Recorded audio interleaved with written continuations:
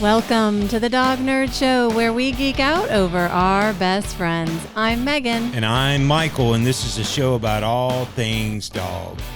Hey, everybody. Thanks for joining us. Today's episode is brought to you by the Riley Carson book series. Nancy Drew Meets Animal Rescue is the theme of the series, and it is for kids 9 and up, 8 if they're a strong reader, or adults of all ages who love animals. Yeah, it's a great series. You can pick it up on where can you pick it up? RileyCarsonSeries.com. Awesome. Or Amazon, or ask your local bookseller to purchase one for you. There you go. So before we get started, we want to thank you for tuning in, and if you wouldn't mind, give us a thumbs up if you like this content, and also down below, somewhere right around in here, should be a little button that says subscribe. If you click on that, it helps us out a lot. And then once you do that, there's a bell that you can click on, and it'll ring and let you know every time that we have a video come up, because we do these videos every 2 weeks. I faded out for a minute. Did you say thumbs up? Yes, thumbs up. And then after, did you say comment? I did not say comment. We like those comments because we always do a commenter of the show. So make sure to comment and let us know what you think. Today we have a great, before we get into the interview, Yep. If you'd like one of these official Dog Nerd stickers, safe for indoor or outdoor use, make sure to watch till the end. But today we have a great interview with Rob from Rob's Rescues. And Rob started reaching out to, we're doing, I guess, volunteer work at 8 years old. Yeah, it was so interesting hearing him talk about how he got started and everything. Why don't you tell people how he did get started, Megan? Yeah, so he'll talk about it a little bit, but basically he was 8 years old and wanted to do something about animals in shelters and took action. So all it takes is the idea, but then implementing it and actually taking action. So you can find Rob online, robsrescues.com, and that will link you. You can go to his Facebook. You can see all about what he does and how to find him. But he does wonderful interviews and has expanded his reach over the years. And he was a lot older than I thought he was going to be when we met him, because I've been reading his articles for a while, but I guess it was a longer while than I realized. Yeah. So without further ado, let's listen to Rob and his story. We are here today with Rob from Rob's Rescues, and we are going to talk all about how you can take your passion and make a difference even at a young age. So, Rob, you are now 16, but you started Rob's Rescues when you were how old? 8. 8 years old. That's amazing. I wish I had that ambition when I was a kid, because I had a lot of ideas and I didn't follow through. What inspired? Let's first tell us about Rob's Rescues, and then we'll talk about how you got inspired. So Rob's Rescues is my company where I go to the shelter and I write about a dog and a cat every month, and I put in 5 local magazines. And I also collect pet food for needed people around the community. I interview people around the community and what they do to help dogs and cats and wildlife, and I help conserve that. That is fantastic. And if you guys aren't, I guess it's local publications, right? So local to like Woodstock, Georgia. What are the publications that they can find your articles in? Kennesaw, Canton, Woodstock, Ackworth, and Town Lake. Okay, awesome.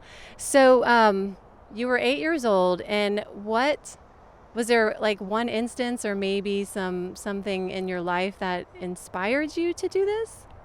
Well, I always liked, when I was younger, going to the shelter and like just seeing dogs and cats and reading to them. And I thought, what could I do more? So my mom suggested me write an email to the editor, Kenny Hannigan, the editor of 4 local magazines. And she said that it was an amazing idea if I wrote about a dog and cat. So you started going to the shelters with Mom? Yep. and reading? Yep. That's awesome. So, thanks to a supportive mom, we got a little kick to go, just ask. And that's what we were talking about, right? Is just ask if you can help. Exactly. Yeah. So, with that, what do you think other kids, so if there are 8-year-olds out there or 10-year-olds out there or even 16-year-olds out there, what do you suggest that they do to try to get started with their passion, whether it's dogs or recycling or maybe it's, kids with cancer? Well, you can always do something. If you have an idea, you can go out and do it and just ask if you can do something about it. Yeah, there's always people that need some sort of help, right? Whether it's, stuffing envelopes or maybe somebody is crafty and they can make things for, cancer patients. But I think that's fantastic. I think we get to where we get overwhelmed with a problem sometimes and don't know how to go about fixing it. But I think that's the simplicity in your answer of just asking is just beautiful. I think that's really great. Thank you. So, have you had any challenges with your volunteer work, or has there been anything that sort of, I know in the animal world it can get really heavy emotionally. Has there ever been anything that has been hard to do? Well, it's always hard to go out and see what people are putting up with, but when you help them, it really puts a smile to your face. Yeah. And you said that you help people who maybe can't afford food. But do you collect donations locally for that? Yeah, yes, That's I do. great. And do you deliver the food yourself? Um, I drop it off some people, like the shelter and some other people who go to outreaches and Yeah. stuff, and they can go over and help them. That's great because sometimes people have hard times, but their pets still need food, and we don't often think about that. Now, what has been your favorite interview or anything super interesting that you've done? I went down to Sea Island Turtle Center, and I interviewed Dr. David Steen, and I got to patrol the beaches looking for sea turtles and their eggs. That was really Wow, cool. did you find any? Yes, I did actually. So is that like you mark them so people know to stay away from the area, or what does that entail? Yeah, they keep track of all the turtles and where they lay their eggs, and they outline it so people know not to walk near them. That's incredible. Okay, so I am all about dogs, but you do some stuff for cats too, right? Yep. So tell us what the need for cats is out there in terms of overpopulation. Well, there's so many cats out there, and we need to trap, neuter, and release them to stop the overflow because it's getting out of hand. Yeah. Can people contact local groups to help with that if there's a problem with stray cats? Do you know? Yeah. There's a group called the Gray Project Okay. who helps stray cats. Awesome. Yeah, it's a huge problem, and it's never going to stop if they don't get fixed, right? And also, I wanted to ask about your most recent interview with Global Conservation Corps, and is it Rhino Man, the movie? Yes, it is. Yeah, so tell us a little bit about that organization and what they do. Well, Global Conservation Corps trains rangers to help stop rhino poaching. That is fantastic, and they've got a movie coming out soon, right? Yep. Awesome. So go to Rob's website for more information on that and to read the interview, right? Yeah. Awesome. So looking forward, I know you're only 16 and, people are going to ask you from now until you're in college, what do you want to do someday? Do you have a desire to maybe go into something like marine biology or something in the animal field? That's a possibility. I was also maybe going to law Nice. and maybe wildlife conservation, Yeah. something like that.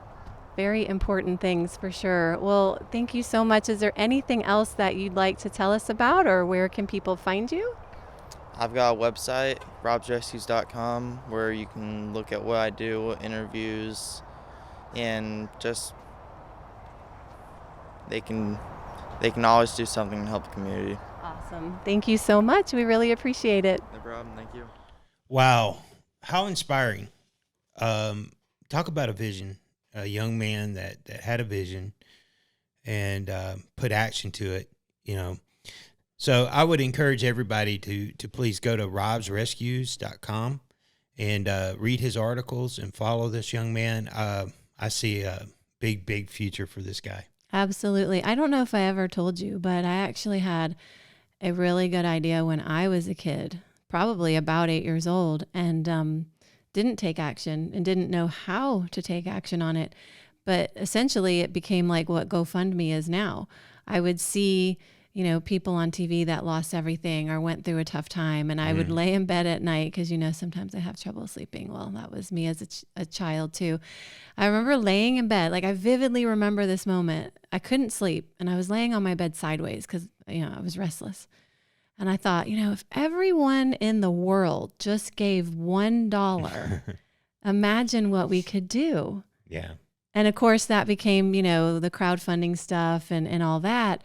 Of course, when I was 8 years old, there was no internet. So, but still, you know. Yeah, Sally Strutter's on TV, True. you know, talking about. True, starving kids and stuff like that. Yeah. So, but yeah. So, I mean, it's just, I say that just to illustrate the point of, you know, you can have a great idea, but if it ends there, it's not going to change the world. It's not going to affect anyone. So take action. If there's something that you've been thinking of doing, take action. Yeah, absolutely. You know, something in a good way, right? Yeah. Speaking of taking action, so we have a limited amount of official Dog Nerd stickers. So how would one get one of those stickers, Megan? Email us at dognerdshow@gmail.com with your email address that you would like to use on our email list, which we are compiling. You will be one of our email subscribers and you'll get this great sticker, which is safe for indoor or outdoor use. All for the cost of $0. Yeah. In fact, it's going to cost us something, the sticker and the stamp. So, you know, I think you guys are the winners. Yeah. So commenter of the show. So we had some great comments on our What It's Like to Adopt a Dog episode. Thank you for those. And I'm actually going to read two. Moreland House 1 said, thanks for sharing. It's important for people to realize not everything is going to be easy. Oh, yeah. And I did have like a kind of a panic moment after the episode where I was like, I hope we didn't discourage people to rescue. But the idea for that was, hey, it's okay and it's going to be okay and it's going to get better. Just give it time and patience. Yep.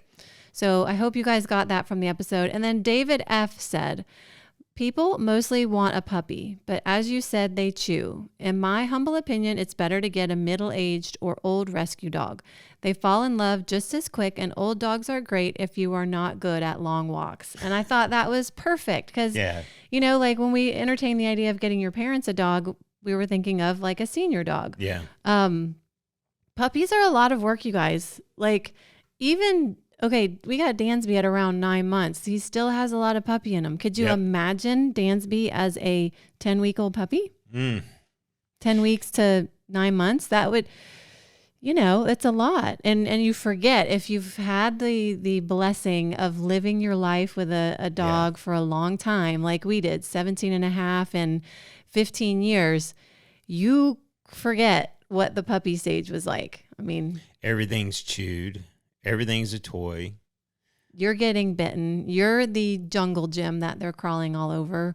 You know, the training, just everything, you know, they're not mellow and it takes them a little while to get mellow. So I think those are important points. So be patient when you rescue and know that it is going to get easier. And puppies are a lot of work. So and that's why I think dogs like Dansby end up back in the shelter system because he was too much for somebody. It was not the right lifestyle for them. So if you want a dog, consider one that's got a few years under its belt, and it'll probably be a little easier if you're not raring to go for the puppy stage. Well, we kind of covered it a little bit, but tell people where they can get in touch with us. Yes, you can find us everywhere on social at Dog Nerd Show. Email us at dognerdshow@gmail.com. And then if you would like some of our gear, go to etsy.com/shop/hound and thistle. And of course, RileyCarsonSeries.com if you would like to delve into the Riley Carson series. Yep. And as always, links will be down below for all of those. Folks, we really appreciate this and thank you for tuning in. And until next time, bye. Bye.